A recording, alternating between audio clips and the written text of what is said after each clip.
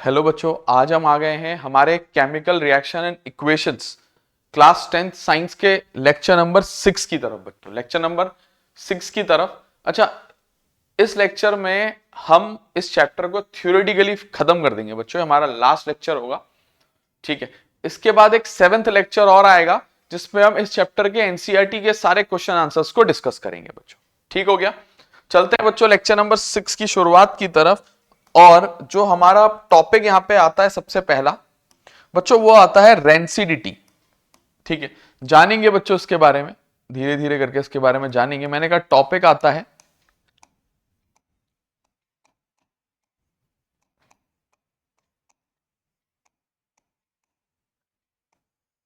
Rancidity. अच्छा, थोड़ा सा इसके बारे में मैं आप लोग को पहले एक्सप्लेन कर दूं। मैंने कहा रेंसिडिटी क्या होती है। मैंने कहा रेंसिडिटी होती है जब कभी भी कोई ऐसा खाने की चीज हो कोई, जिसमें ऑयल या फैट हो, ऑयल या फैट कंटेनिंग फूड आइटम हो, उसको जब तुम लंबे समय तक या थोड़े ज्यादा समय तक खुली हवा में छोड़ते हो तो वो अपना धीरे धीरे रंग बदल देता है, कभी टेस्ट बदल देता है। ठीक है, कहते हैं कभी स्मेल बदल देता है, मतलब खराब हो जाता है। इसको कहते हैं बच्चों रेंसिडिटी। तो रेंसिडिटी की एक बहुत ही बेसिक डेफिनेशन में लिखने जा रहा हूं। मैंने कहा वेनेवर फूड कंटेनिंग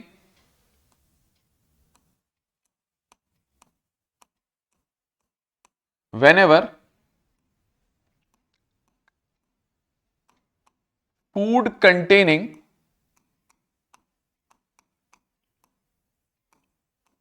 ऑयल और फैट, मैंने कहा जब कभी भी ऐसा खाना जिसमें ऑयल या फैट हो, मैंने कहा whenever फूड कंटेनिंग ऑयल और फैट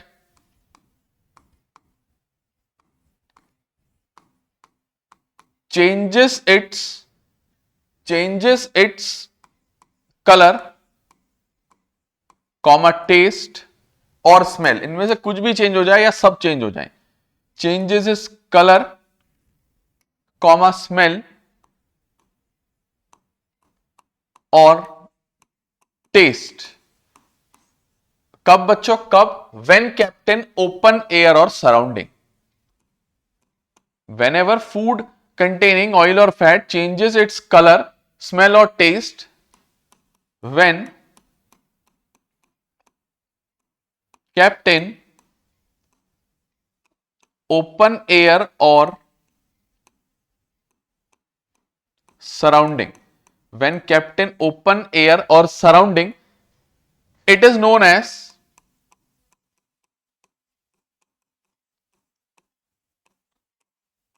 रेंसिडिटी। बच्चों इसको बुलाया जाता है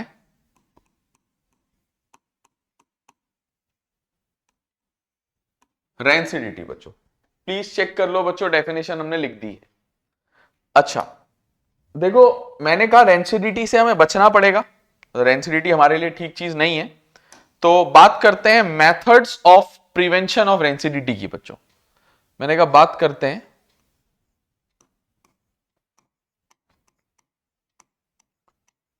मेथड्स ऑफ प्रिवेंशन। ठीक है, methods of prevention of rancidity, prevention of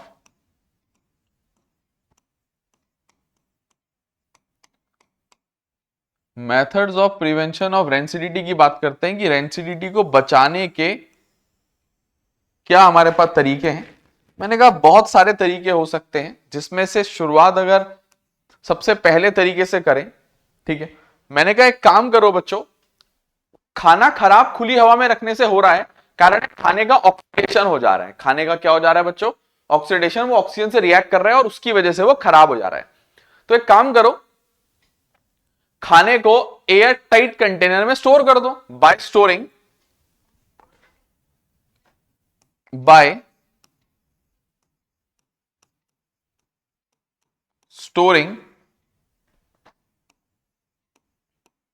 food items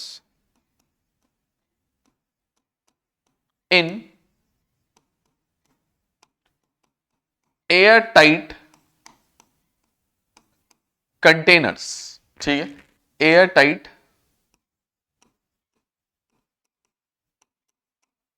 containers, खाने के सामान को एयर टाइट कंटेनर में स्टोर कर दो, उससे क्या होगा बच्चों, वो खराब जल्दी नहीं होगा। देखो रेंसिडिटी को रोका नहीं जा सकता, मतलब ऐसा नहीं है कि तुम बिल्कुल उसको खाने को अगर बना दो और वो जीवन भर प्रिजर्व रहे, ऐसा नहीं होता बच्चों। वो उसका रेट बस स्लो किया जा सकता है, मतलब उसको तुम कुछ दिन तक रख सकते हो, इससे ज्यादा नहीं।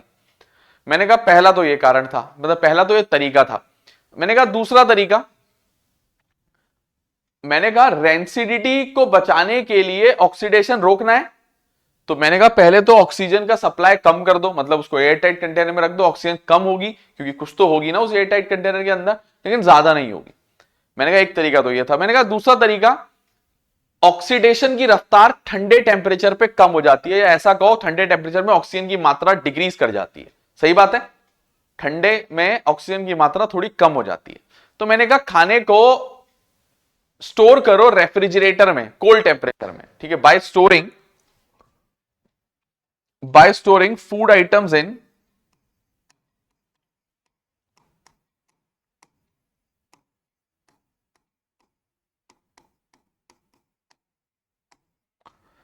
by storing food items in cold temperature, for example refrigerator, example कहां स्टोर कर दो, फ्रिज में स्टोर कर दो बच्चों।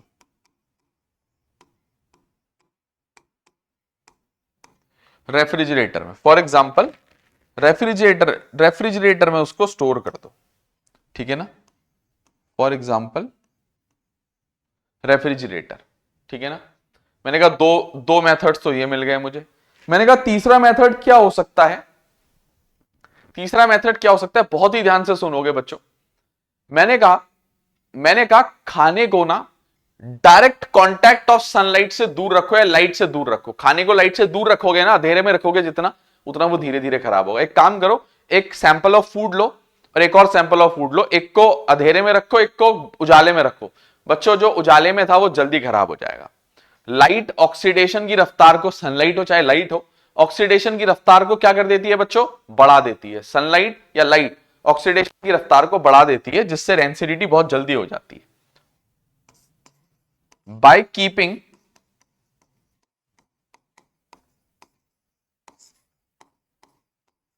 Food items away from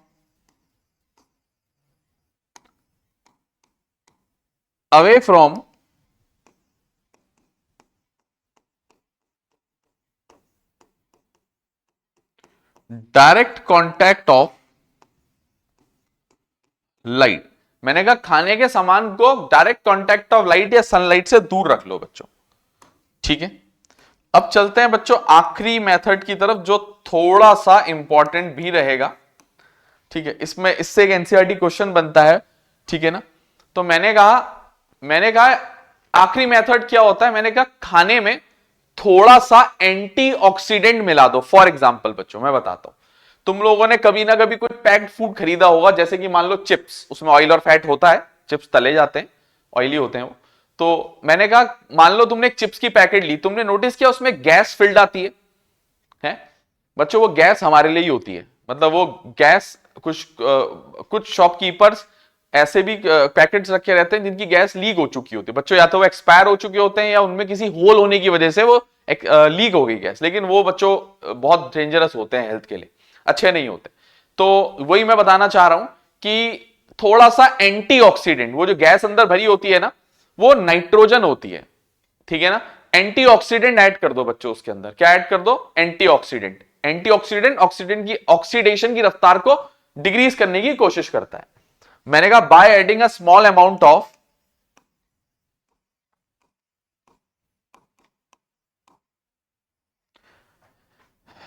by adding a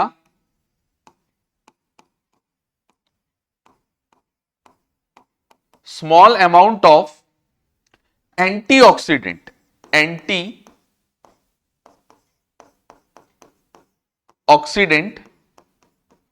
to the food items. अच्छा कैसे, ये जो एग्जांपल है ना इसका, यही एनसीईआरटी क्वेश्चन का आंसर भी है। ये नहीं जो अभी लिख रहे हैं ये नहीं, फुल स्टॉप। मैंने कहा एग्जांपल, मैंने कहा एग्जांपल लिख रहा हूं इसी के अंदर, मैंने कहा chips packets comes flushed with nitrogen gas. NCERT में क्वेश्चन है व्हाई, एनसीईआरटी में क्वेश्चन है why chips packets are flushed with nitrogen gas. मैंने कहा आंसर होता है chips packets are flushed with nitrogen gas because it is an antioxidant. Nitrogen gas एक antioxidant है और वो रेंसिडिटी से बच्चों उसको बचाती है, ठीक है ना। मैंने कहा एग्जांपल, मैंने कहा चिप्स पैकेट्स, उस क्वेश्चन का आंसर भी है बच्चों। मैंने कहा चिप्स पैकेट्स कम्स फ्लश्ड, मैंने कहा chips packets comes flushed with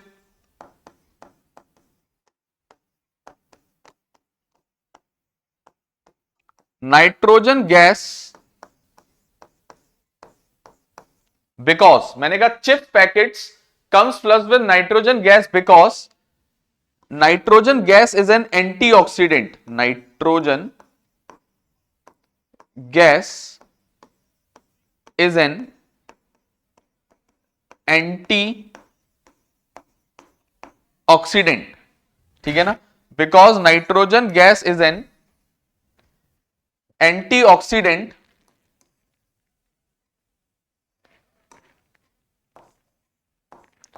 because nitrogen gas is an antioxidant which prevents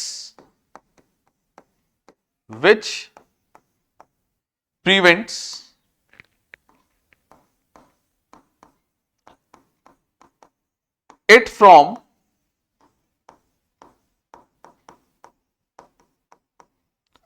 जो उसको किससे प्रिवेंट करती है बच्चों, रेंसिडिटी से प्रिवेंट करती है बच्चों, रेंसिडिटी से, ठीक है ना।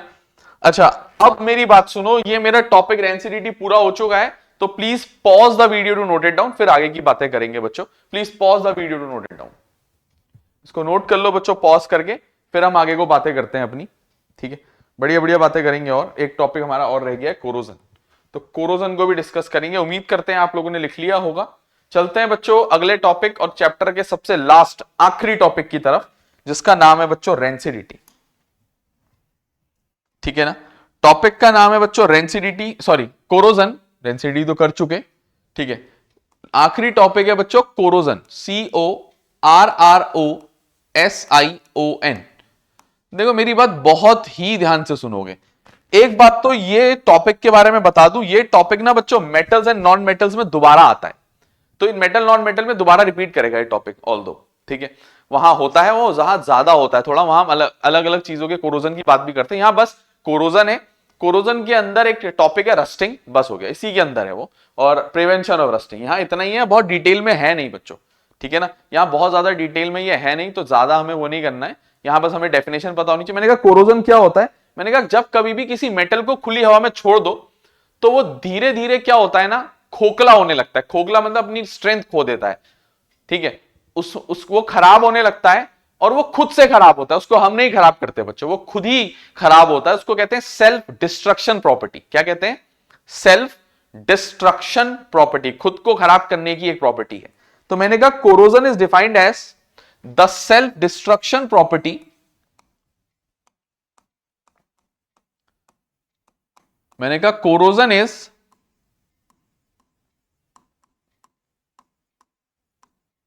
Defined as the self destruction property of a metal due to which, खोखला हो जाता है बच्चों, ईटन अप हो जाना, खोखला हो जाना, खा देना उसको। Corrosion is defined as the self destruction property of a metal due to which it slowly gets eaten up, due to which it slowly gets eaten up। मैंने कहा corrosion is defined as the self destruction property of a metal due to which it slowly gets eaten up on coming in contact with atmosphere or surrounding, on coming in contact with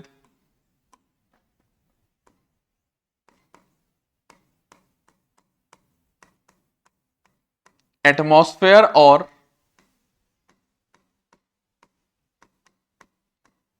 surrounding, on coming in contact with atmosphere और surrounding, ये होता है corrosion बच्चों। अच्छा, एक line लिखने जा रहे हैं,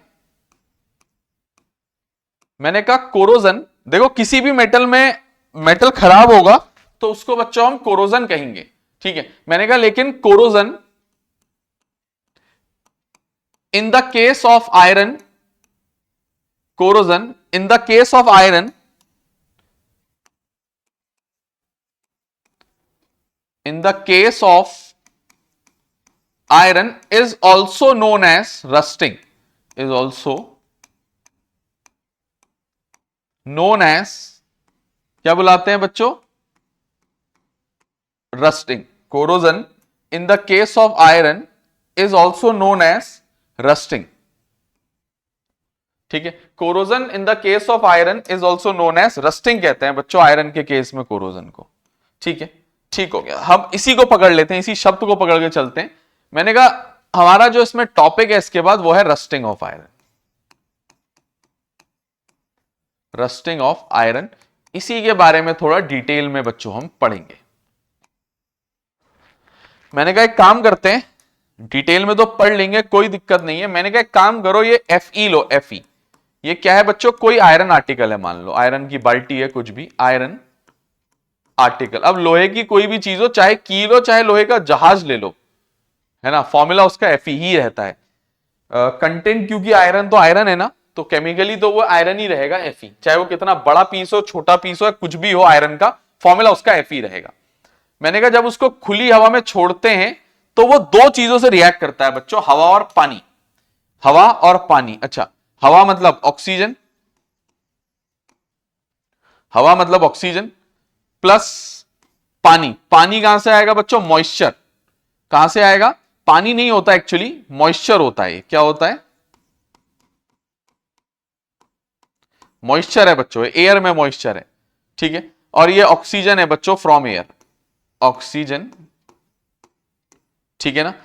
इन दोनों से रिएक्ट करेगा और कहते हैं जंक बन जाता है, जंक, रस्ट बन जाता है, रस्ट। मेरी बात बहुत ही ध्यान से सुनोगे, देखो आयरन का फॉर्मूला Fe, ऑक्सीजन का फॉर्मूला O2। मेरे को ना थोड़ा सा डाउट है पानी में, H2O में। डाउट क्या है, सुनो, मॉइस्चर कभी भी ना किसी जगह पे फिक्स नहीं होता। ऑक्सीजन सॉरी मॉइस्चर H2O मतलब किसी भी जगह पे फिक्स नहीं होता, मौसम पे डिपेंड करता है, प्लेस टू प्लेस डिपेंड करता है, इस जगह से उस जगह डिपेंड करता है। तुम कोस्टल एरिया में जाओ मॉइस्चर ज्यादा होगा, तुम पहाड़ों की तरफ आ जाओ थोड़ा ड्राई कंडीशंस होती हैं, ठीक है ना, कहीं जगह पे डैम्प कंडीशंस होती हैं, कहीं ड्राई कंडीशंस होती है, अलग अलग टाइप की कंडीशंस होती हैं बच्चों।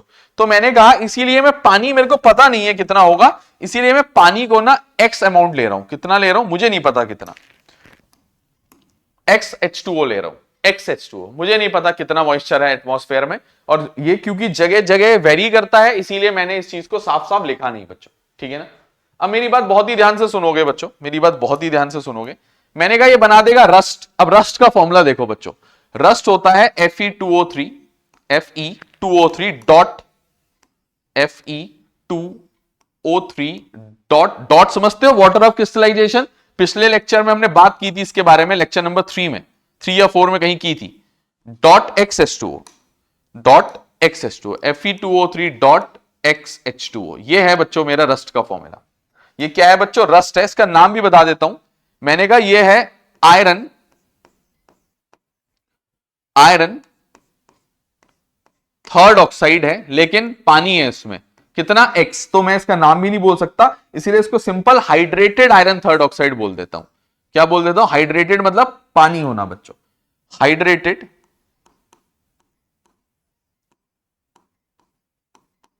Iron third oxide.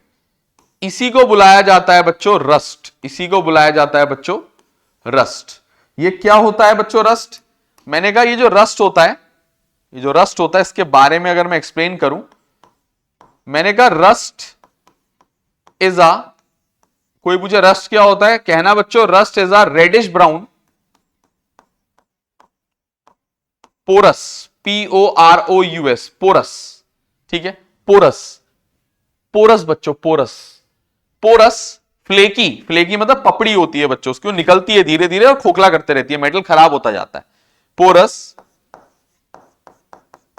Flaky, substance. ठीक है, rust is a reddish brown porous flaky substance. ठीक हो गया, आप लोग के सामने मैंने रिएक्शन लिख दी है. अगर किसी को चाहिए तो इसको बैलेंस भी करा जा सकता है, कोई दिक्कत नहीं होती बैलेंस करने में. ठीक है ना, मैंने कहा एक आयरन, मैंने कहा वहां दो आयरन, तो मैंने सबसे पहले इसके आगे दो लगाने की कोशिश की. मैंने कहा दो आयरन, मैंने कहा दो आयरन, मैंने कहा ऑक्सीजन, मैंने कहा ऑक्सीजन यहां पे तो दो, और यहां पे दो तो इधर है, प्लस यहां कितनी है एक, 1 इंटू एक्स, एक्स भी तो मल्टीप्लाई हो रहा है आगे, तो 1 इंटू एक्स क्या होता है एक्स. मैंने कहा यहां 2 प्लस एक्स ऑक्सीजन है. मैंने कहा यहां चेक करते हैं, मैंने कहा यहां 3 तो ये रही, प्लस एक्स इंटू 1 एक्स, तो मतलब 3 प्लस एक्स है, 3 प्लस एक्स ऑक्सीजन है. मैंने कहा ठीक है ना, मैंने कहा मजा नहीं आया देख के, मैंने कहा 3 प्लस एक्स मुझे नहीं चलेगा, मैंने कहा 3 प्लस एक्स मुझे नहीं चल पाएगा. ठीक है ना, तो मैं क्या करता हूं बच्चों, मैं क्या करता हूं, इसके आगे कोई नंबर लगा देता हूं. मान लो मैंने 2 लगा दिया, मान लो मैंने 2 लगा दिया, अभी चेंज करेंगे उधर के नंबर्स. मैंने कहा मैं ऑक्सीजन को बैलेंस करने की लड़ाई पे हूं. मैंने कहा यहां 2 प्लस एक्स ऑक्सीजन है. मैंने कहा अब चेक करते हैं. ठीक है, मैंने कहा अब चेक करते हैं. मैंने कहा अब यहां हो गया 3 2 6, 3 2 6. ठीक है, इधर हो गया 6, 3 2 6. मैंने कहा ये जो 2 है ये पूरे का है, पहली बात. दूसरी बात ये x है ना, x इंटू 1 हो गया x इंटू 2 हो गया 2x, तो 6 प्लस 2x ऑक्सीजन है यहां, 6 प्लस 2x. तो इसको मेरे को बनाना है 6 प्लस 2x. मैंने कहा कुछ नहीं, इसको 2 से मल्टीप्लाई कर दो, सॉरी 3 से मल्टीप्लाई कर दो, 3 2 6 प्लस 3x हो जाएगा. रुको करते हैं, बैलेंस कर दूंगा मैं, टेंशन मत लो. ठीक है, मैंने कहा इसको 2 से मल्टीप्लाई करो, अब दोबारा चेक करो सब कुछ. मैंने कहा आयरन अब 4 हो गए. ठीक है, मैंने कहा आयरन 4 हो गए तो यहां भी कर लेंगे, हमें क्या टेंशन है ना, हमारे तो हाथ का खेल है. 4 से मल्टीप्लाई कर दो. मैंने कहा 4 आयरन 4 आयरन. मैंने कहा ऑक्सीजन चेक कर लो. मैंने कहा यहां 2 हैं और प्लस x है. मैंने कहा वहां चेक कर लो ऑक्सीजन, 3 2 6 प्लस x इंटू 2, तो 2x, इतने ऑक्सीजन है. मैंने कहा एक काम करता हूं, अगर मैं इसको 3 से मल्टीप्लाई कर दूं, ठीक है, अगर मैं इसको 3 से मल्टीप्लाई कर दूं तो यहां पे हो जाएंगे 3 2 6, प्लस अगर मैं इसको 2 से मल्टीप्लाई कर दूं यहां हो जाएंगे 2 इंटू एक्स, 2x, तो 6 प्लस 2x यहां भी हो जाएंगे, बराबर हो जाएंगे ना दोनों तरफ. ठीक है, चेक कर लो बच्चों. और बैलेंस करना जरूरी नहीं है भाई, जरूरी नहीं है. रस्ट की रिएक्शन लिखने को आ सकती है भाई एग्जाम में.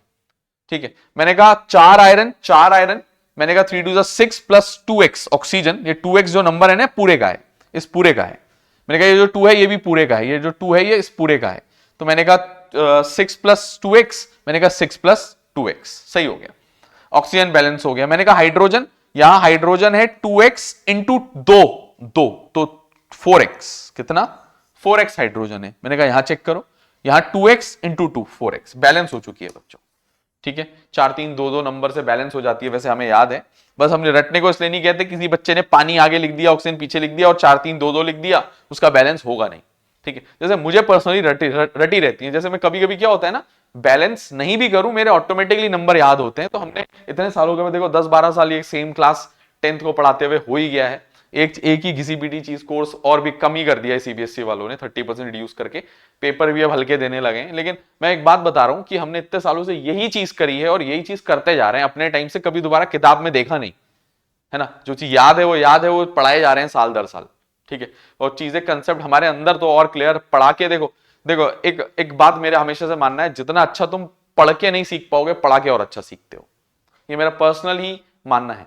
ठीक है, ये कई सारे टीचर्स भी मानते हैं. ठीक है ना, और थोड़ा सा ये बताना इसलिए जरूरी रहता है ना कि बैलेंस कर दे रहा हूं, क्योंकि कई बार क्या होता है ना, बच्चे तो चलो ठीक है, कुछ टीचर्स भी वीडियोस देखते हैं हमारी कि हाँ ठीक है, कुछ टीचर्स होते हैं, देखो हम साल बढ़ते जा रहे हैं, थोड़ा सीनियर की तरफ जाते जा रहे हैं, तो कुछ टीचर्स होंगे जो हमारी वीडियो देख के क्या पता कुछ देख रहे हो, कुछ सीख रहे हो, है ना. हो सकता है हमारी वीडियो देख के स्टूडेंट्स को हेल्प कर रहे हो, तो उनको नहीं लगना चाहिए. तो उन्हीं के लिए हम ये बात बताते हैं कि देखो एज अ टीचर हमें तो रटा रहता है, याद रहता है, 4 3 2 2 नंबर याद है, ग्लूकोज में याद, जैसे वो कल हुआ था रिएक्शन में लास्ट लेक्चर नंबर इससे पहले. ठीक है, वो तो हमें बैलेंसिंग याद होती है कई बार, 99% एनसीईआरटी की चीजें तो याद होंगी बच्चों. ठीक है ना, कोई नया चीज दिख जाएगा नहीं याद होगा मान लिया, लेकिन और चीजें याद रहती हैं. तो बच्चों ये मेरा रस्टिंग ऑफ आयरन हो चुका है. अब बात करते हैं methods of prevention of rusting की. अब बात करते हैं methods of prevention of rusting की, रस्टिंग को बचाने के मेथड. एक काम करो बच्चों, नेक्स्ट पेज में करेंगे, नेक्स्ट पेज में. Please pause the video to note it down, please pause the video to note it down.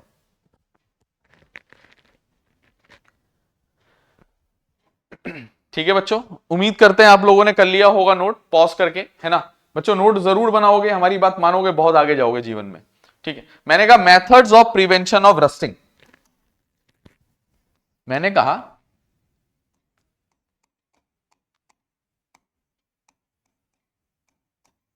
Methods of prevention of, मैं कोरोजन के प्रिवेंशन की बात ही नहीं कर रहा हूं, रस्टिंग की बात कर रहा हूं खाली। तो एग्जाम में आएगा right the methods of prevention of rusting, तो तुम लोग लिख पाओ। मैं कुछ पॉइंट लिख रहा हूं। मैंने कहा एक काम करो, ऑक्सीजन और पानी को मत जाने दो आयरन आर्टिकल के आसपास। अब ऐसा तो हो नहीं सकता ना यार, तुमने भैया कोई लोहे का चप्पल रखने वाला रैक, शू रैक, चप्पल रखने वाला रैक, शू रैक खरीदा है, उसको अंदर थोड़ी ना रखोगे, घर के बाहर ही तो रखोगे बच्चों, खुले में। तो सबसे बढ़िया चीज है बच्चों, उस पर पेंट कर दो। पेंट से क्या होगा, पेंट में ऑयल होता है बच्चों, ऑयल के अंदर कभी भी एयर और पानी नहीं जाता, ऑयल से पानी मिक्स नहीं होता ना, तो बाहर से पेंट की लेयर आ जाएगी, खराब नहीं होगा बच्चों। तो by painting the iron article, मैंने कहा पहला मेथड होता है by painting the iron article. मैंने कहा by painting the iron article, मैंने कहा पहला। दूसरा देखो, साइकिल होती है, साइकिल हम साइकिल चलाते हैं, उसमें एक चेन होती है बच्चों, चेन। अब उसको पेंट तो नहीं कर सकते जी, ये बात समझते हो ना, उसको पेंट तो नहीं कर सकते, हम उसकी लगातार ना ग्रीसिंग करते हैं। तुम्हें पता है बच्चों, ऑयलिंग या ग्रीसिंग, मशीनरी पार्ट्स की भी ऑयलिंग या ग्रीसिंग करते हैं, पता है, जानकारी है क्यों करते हैं? अब ये क्योंकि साइकिल तो पानी में भी चल रही है ना, बरसात में भी चल रही है, पानी तो उसमें लग रहा है, लगने दो ना, रेपल करेगा ना, रेपल, ऑयल या ग्रीस उसको रेपल करेगी बच्चों, उसको आने नहीं देगी अपने नजदीक, उसे टकराएगा, निकल के चला जाएगा। यार एक काम करो ना, ऑयल लगा लो हाथ में, फिर पानी लगाओ, देखना पानी जो है वो अंदर नहीं जा पाएगा तुम्हारे। या किसी सरफेस पे पानी लगा दो, सॉरी उस पर ऑयल लगा दो, उसको फिर पानी में डालो, ठीक है। तो ऐसे कभी आप पानी के ऊपर ऑयल डालो, कभी भी क्या कहते हैं, ऑयल उसमें डूबेगा नहीं, ऑयल ऊपर तैरेगा, ठीक है। पानी और ऑयल कभी मिक्स नहीं हो सकते बच्चों, कभी नहीं। तो मैंने कहा दूसरा, बाय ऑयलिंग और greasing, by oiling, by oiling और greasing the iron article, by oiling और greasing the iron article, by oiling और ग्रीसिंग द आयरन आर्टिकल, ये एक रास्ता है, ठीक है। और क्या रास्ता होता है बच्चों? मैंने कहा by alloying, ALLOYING, by alloying the iron article. मतलब बताता हूं,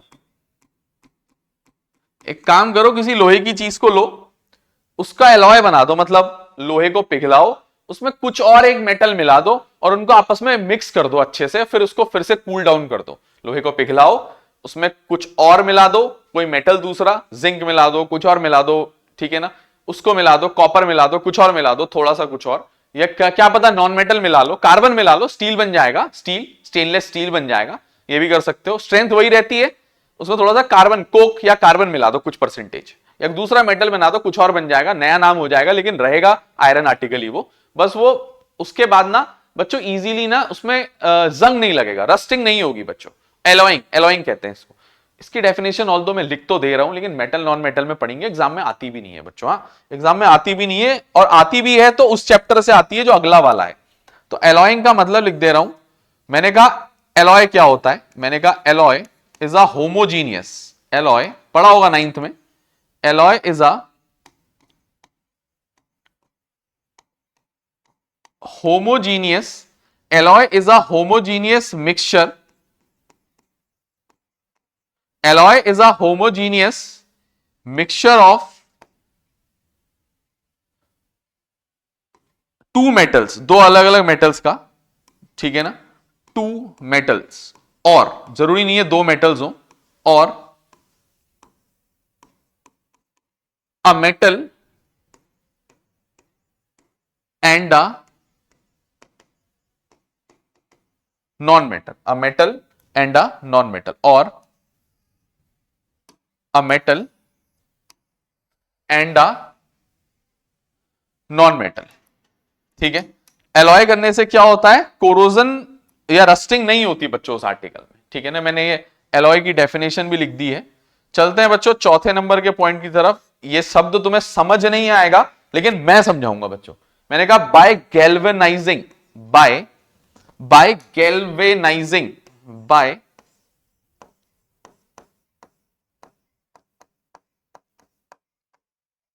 galvanising the iron article. Sir ji ये क्या शब्द बोल दिए, हमने तो सुना नहीं, पढ़ा क्यों नहीं बच्चों क्लास 9th में? पढ़ना चाहिए था ना। 9th में होता है ये, छोटी क्लासों में होता है ये, 8th में होता है ये। ठीक है चलो कोई नहीं, हमारा काम है तुम्हें बताना, तुम्हारी मदद करने हम आए हैं। ठीक है तो गैल्वेनाइजिंग क्या होता है बच्चों? गैल्वेनाइजिंग का मतलब मैं सिंपल बताऊं, मेटल को पिघलाना नहीं है इस बार दूसरे किसी मेटल को पिघलाना है और वो मेटल होना चाहिए जिंक। देखो गैल्वेनाइजिंग की शर्त है आयरन की ही हो सकती है, एलॉय तो किसी भी मेटल का बन जाएगा बच्चों। एलॉय में किसी भी मेटल के साथ किसी भी मेटल को मिला लो, उसका एलॉय बन जाएगा। लेकिन यहां ऐसा नहीं होता। गैल्वेनाइजेशन या गैल्वेनाइजिंग में, ठीक है ना, तुम्हें क्या करना है, आयरन आर्टिकल लेना है सॉलिड, मान लो ये लोहे की है, लोहे की, इसको ऐसे ही रहने दो।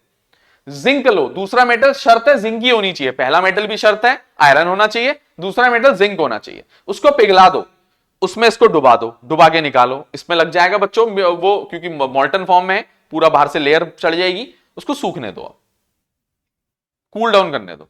बाहर से आयरन के बाहर से जिंक की लेयर चढ़ गई, इसको कहते हैं गैल्वेनाइजेशन। ये अब अंदर के मेटल को खराब होने से बचाएगा। अगर खराब होता भी है तो बाहर का जिंक का मेटल खराब होगा, होने दो, दोबारा गैल्वेनाइजेशन कर लेंगे कुछ टाइम बाद। इसका बहुत अच्छा एग्जांपल दूं, हाँ, घर पे लोहे की बाल्टी होती है बच्चों, बाल्टी सुना है? घर में लोहे की बाल्टी होती है, वो पानी वाली, जो वॉशरूम में बाथरूम में होती है। छोटी बात नहीं कर रहे, वो दूध वाली बाल्टी बात नहीं कर रहे, मैं बाथरूम वाली बाल्टी, वो लोहे की होती है बच्चों, उसके बाहर जिंक की कोटिंग की जाती है, समझ रहे हो, है ना? हाँ समझ गए होगे आप लोग, समझदार लोग हो। मैंने कहा गैल्वेनाइजेशन का मतलब लिख देते हैं, है ना, हमारा काम है मतलब लिखना, तो हम लिख देते हैं। मैंने कहा galvanization is the method of, मैंने कहा galvanisation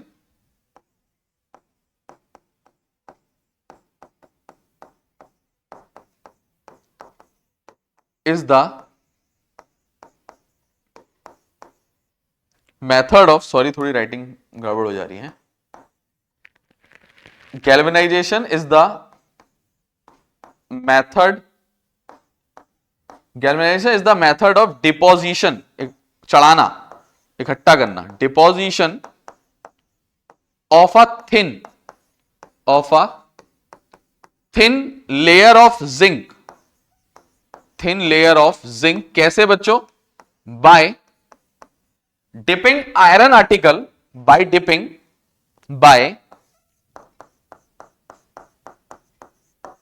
dipping iron article over molten zinc, over molten zinc.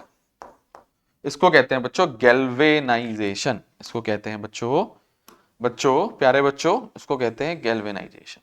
ठीक है तो कैसा लगा बच्चों ये? Methods of prevention of rusting भी हो चुका है। ठीक है तो बच्चों please pause the video to note it down, please pause the video to note it down. ठीक है अच्छा बच्चों मेरी बात सुनोगे सारे बच्चे, सारे स्टूडेंट्स मेरी एक बात बहुत ध्यान से सुनेंगे। Chemistry chapter 1 chemical reactions and equations, जो चैप्टर की हम बात कर रहे थे, उसका लेक्चर नंबर बच्चों 6 पूरा हो चुका है, चैप्टर भी पूरा हो चुका है। बचता है तो बच्चों एक सिर्फ लास्ट चीज बचती है हमारे पास, वो बचती है बच्चों इसके बारे में, इसके क्वेश्चन आंसर्स एनसीईआरटी के इन टेक्स्ट और एक्सरसाइज। बहुत ही जल्द लेक्चर नंबर 7 बच्चों लेके आएंगे आप लोगों के लिए। ठीक है लेक्चर नंबर 7 बहुत जल्द लेके आएंगे, और लेक्चर नंबर 7 में बच्चों क्या बात करेंगे हम लोग, एनसीईआरटी के क्वेश्चंस की। ठीक है चैप्टर खत्म हो जाएगा, फिर बाकी जो हमारे कुछ रिमेनिंग चैप्टर हमने आधे आधे छोड़ रखे हैं, लेक्चर्स डालनी बाकी है, लाइट में डालना बाकी है, एक एनसीईआरटी सॉल्यूशन शायद मैग्नेटिक इफेक्ट्स में डालना बाकी है, एसिड बेसिस पढ़ा चुके हैं, उसमें सॉल्ट्स पढ़ाना बाकी है, तो उसको पूरा करेंगे बच्चों इसके बाद। ठीक है मिलते हैं बच्चों अगले लेक्चर में। ठीक है वीडियो को ज्यादा से ज्यादा दोस्तों तक शेयर करो बच्चों, लाइक करो, कमेंट करो, सब्सक्राइब करो। मिलते हैं अगले लेक्चर में, तब तक के लिए bye bye, thank you so much बच्चों, थैंक यू फॉर वॉचिंग।